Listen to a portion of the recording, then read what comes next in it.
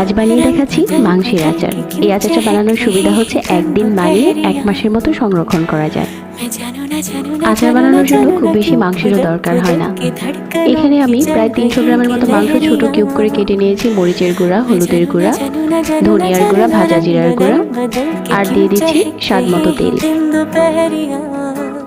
লবণ দিয়ে দিচ্ছি, আদা রসুন বাটা দিয়ে দিচ্ছি, তারপর দিয়ে দিচ্ছি এখানে আস্ত রসুন। এখন সবগুলো মশলার সাথে মাংসের টুকরোগুলো মাখিয়ে চুলাতে বসিয়ে দিলাম।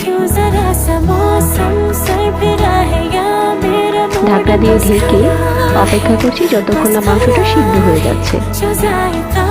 মাংসটা খুব ভালো করে সিদ্ধ হয়েছে, পানিটা টেনে নিয়েছে। আর এখন কিছু পাঁচফোড়ন আর এলাচ ভালো করে টেলে নিচ্ছি। তেলে আধা ভাঙা করে গুঁড়ো করে নিয়েছি। একটা প্যানে নিয়েছি সরিষার তেল, তেজপাতা আর দারচিনি আর আস্ত লাল মরিচ।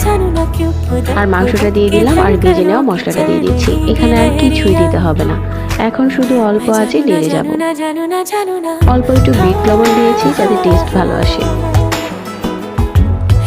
যখন ভাজা ভাজা হয়ে গেছে, এটা এখন আপনারা চাইলে যে কোনো বয়মে ভরে 1 মাসের জন্য সংরক্ষণ করতে পারবেন। এটা ফ্রিজ ছাড়া এমনিতেই ভালো থাকবে।